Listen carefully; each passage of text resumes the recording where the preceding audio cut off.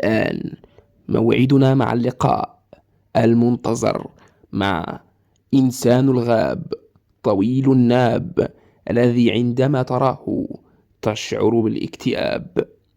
إنه شاب مريض نفسي بائس، قام بتصوير نفسه وهو يلتهم ثمرة بطاطا بكل شراهة.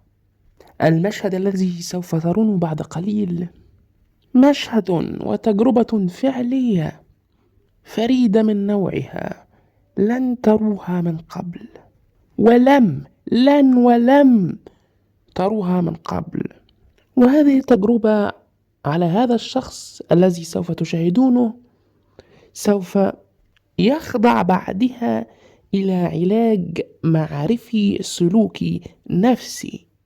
سوف نسعى فيه لعلاجه النفسي بشتى الطرق، سواء كان بالتحدث إليه أو بجلسات الكهرباء.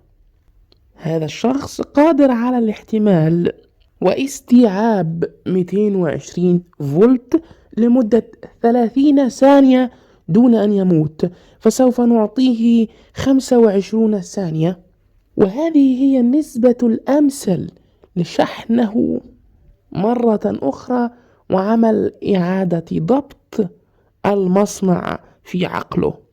إليكم الفيديو ومن بعدها نستودعكم الله.